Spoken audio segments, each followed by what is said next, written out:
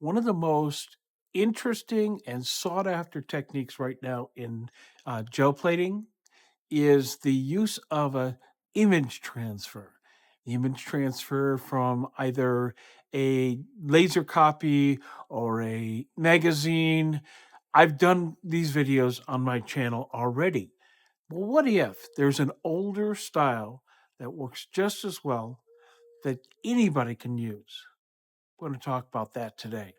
Let's get to it.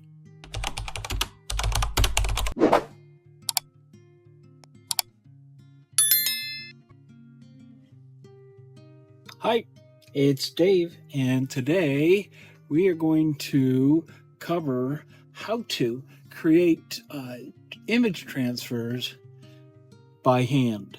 And what I mean by that is still going to do it the old-fashioned way before we knew that gel plates could do their thing, and you could, with a little bit of practice, be able to do direct image transfers.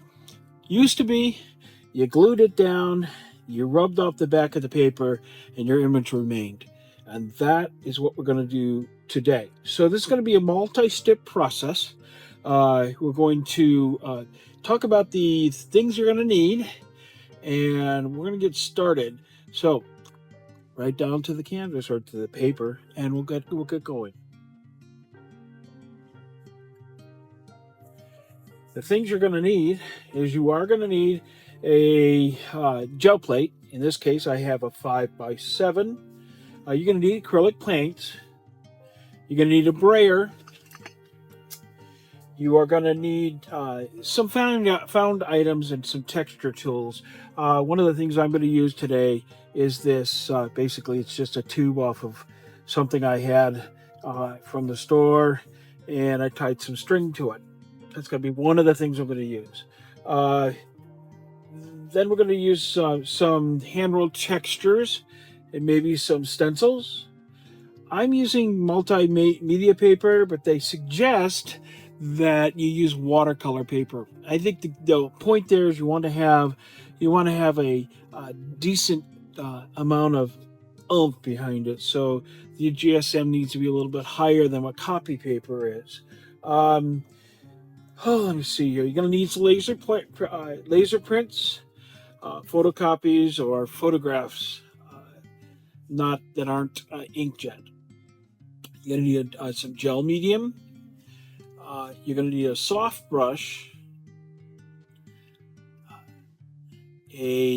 some sort of card or something to rub down your images. You can use an ATM card or a credit card that's not working anymore. You need some paper towel, baby wipes, a bowl of water, and possibly some backgrounds in the best. Well, not possibly. We're going to do, and that's the first thing we're going to do today is we're going to create some backgrounds for this. So let's get to it. Now this is going to be step by step, so you can easily follow around. First thing we need to do is we need to pick our colors. If you want your paints to be something vibrant, something bright, something that draws your eye. So to keep it vibrant, you want to stay away from darks like dark blues, blacks, dark greens. So let's see what I can come up with. I think I'm going to start with warmish colors. I think probably maybe a bright yellow.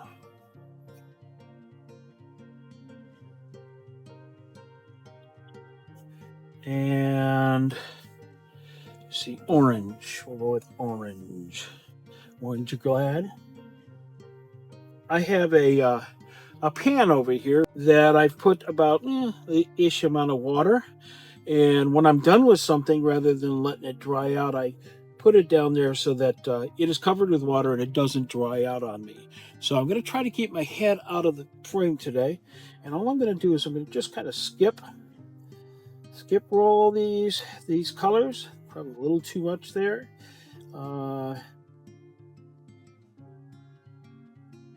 And just to get a little bit of a nice bright background going. And I don't necessarily want to mix them. Just want to create something in the background that catches your eye that isn't in your face. I have a gel plate over to the side that I'm rolling this off with, and just as a side note, what I do with that is I've got that roller going, and when I got enough built up on it, I pull the print off of it. And it's amazing. Sometimes the prints I get off of it are just amazing. So I'm gonna let this dry completely, and then I'm gonna put another layer on top of this. Okay, I want to put a layer on top of this. You can do lots of things with this as far as, yeah, that's right. As far as your color combinations, because that's a nice bright black background. I think I'm going to go and maybe tone it down just a little bit with my next layer. Let's put some, this bright green, this blue, this is sky blue. Tone it down a little bit, put a little bit of unbleached titanium. Okay.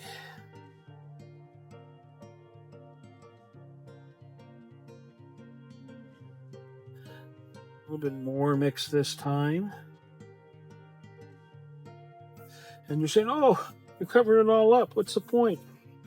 Because I'm not going to leave it that way.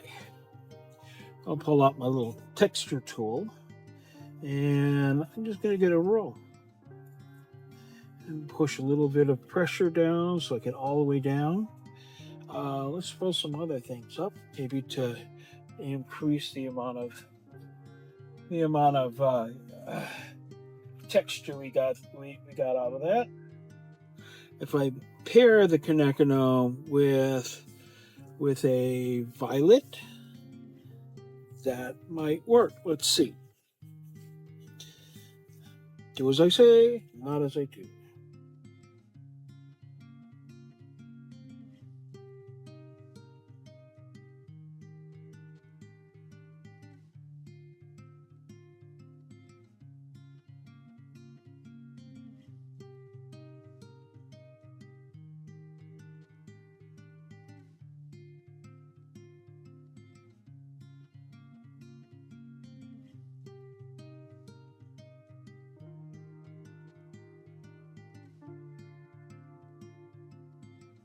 And I need to push it faster.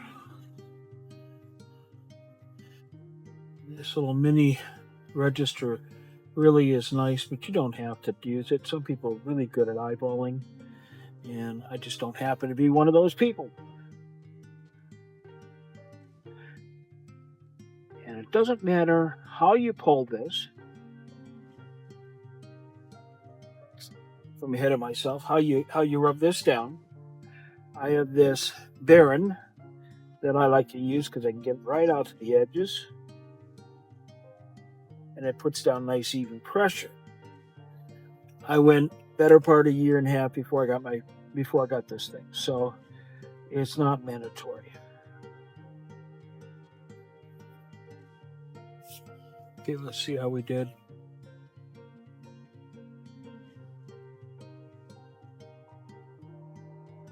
So, am I happy with that? You know, my texture that I put down didn't really show up too much, except for the places where I pushed all the way down and got so that I had some open space, and that's a good key. You know, if you have something you're making and you need to leave space so it can shine through, the bottom layers can shine. I can soften this up, and I think I will, just by adding another layer on top of maybe a lighter print, so that it's able to mute it a little bit. So let me do that real quickly.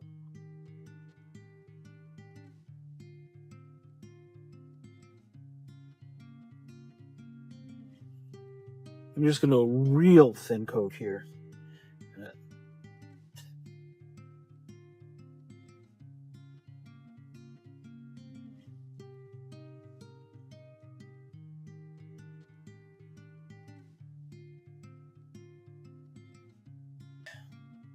I'll add some.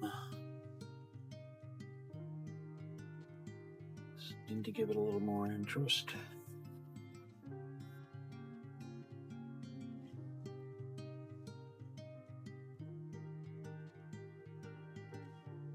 Now, because it is so, this is already dry. So when that happens to you, there are ways you can fix that.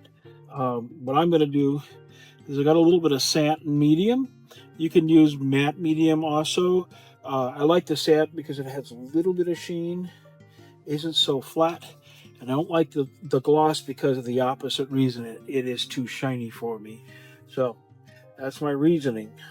I'm just giving it a nice coat. Reactivates that paint so that now when I go to pull it, it'll pull up nice and even.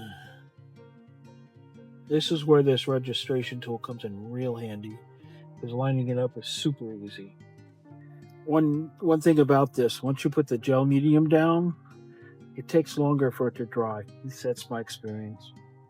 You just kind of have to be patient with it.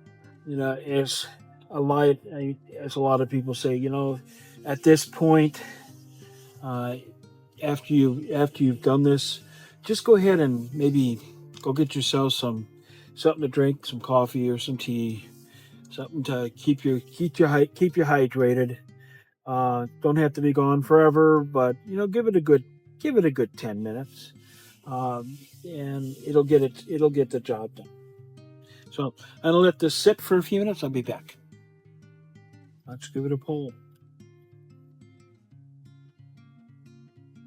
And now it took that right in your face piece and it made it real nice and soft. And I think this will work for what we're going to be doing here. I've got 3 copies of the same image. It's a ballerina, a dancer who is going to go on top of these prints that we just did.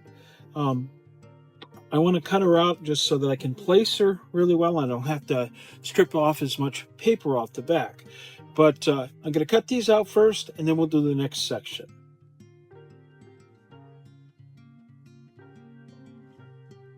Okay, we're back for the second half. We've got our 3 prints. This is the last one I showed you that, well, I didn't show you the entire print, but it was a vibrant green, and I softened it up with basically some peach and some white, and pulled a print to soften that out. So we got really actually 3 very nice soft prints. We've got our ladies here who have been cut out.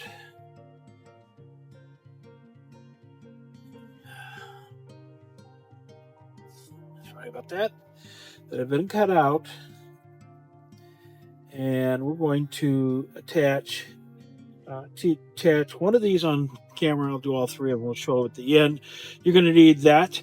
You need something for a container so you can have some water off to the side. You'll see what we're going to do that, but that's to keep your fingers wet. This is a card. This is my Costco card, but you're going to need that in order to flatten out the image, make sure you get all the bubbles out. So with that, and the baby wipes, and that's for my own hands. So with that, I'm just going to get too busy, and I'll explain some things as we're going along. I think for the purpose of demonstration, let's go with our middle lady, and we'll see the others afterwards. So I'm going to put this probably fast forward so that you can see what we're doing. So let's get started.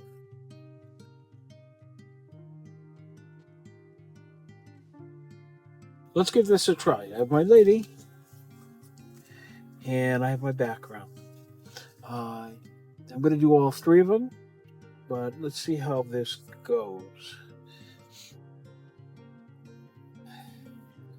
I got my matte gel, and I'm going to take the matte gel, and I'm going to put it both on my piece.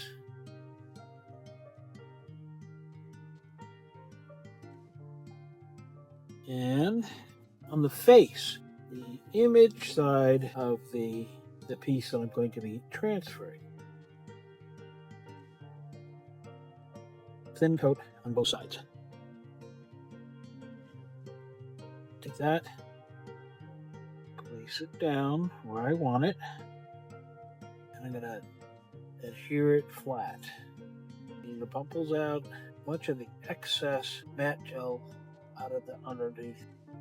when you do this. It's hard to see on camera, I'm sure. You can see where the bubbles are. You want to get those out.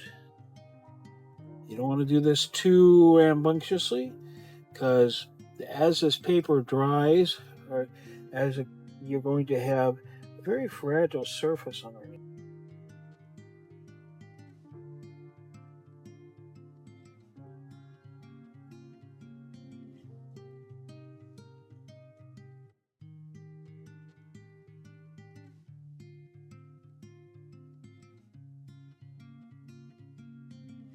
Okay, I think that's pretty close. So I'm going to let this dry, and I'll be back, and we'll do the next part of this step. Okay, last step. We're going to, now that this is completely dry and it's affixed to this paper, I've got to rub away the paper to reveal the transfer on the paper we created earlier. So let's get started. You don't want to do this too hard. You want to take your time and not be in a hurry. The image is extremely fragile and it will break apart. But this is not a new idea. In fact, it's a very old idea. First time I ever saw it was with people who used Bodge Podge and all kinds of other forms. I'd never seen it working with gel prints until just recently. And if I've done it right, then we should start revealing our dancing lady.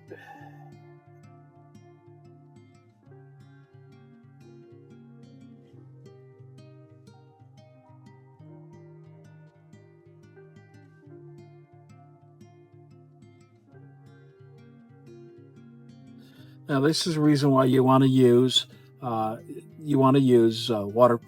watercolor paper, because this actually soaked over on the corner, but that's okay. It'll dry out just fine, and I'll put it underneath some books, and it'll flatten out nicely too. But as you can see, I got quite a bit of detail.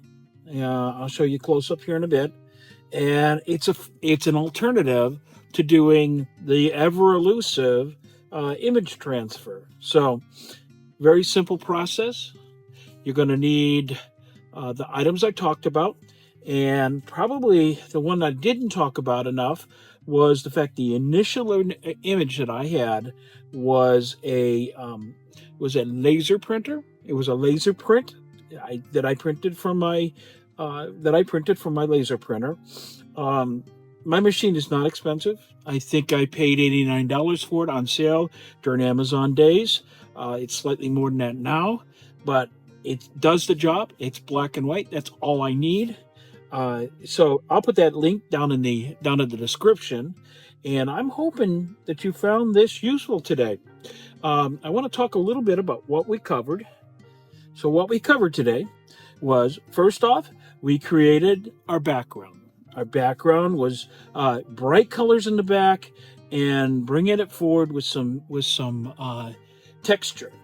And this one was probably my least favorite of the group, but it worked out beautifully. So the second thing you need to do is, after you finished your background color, then find your image, print it out. In this case, I did a little bit of work in Photoshop to make her a little bit more contrast, but you don't have to do that.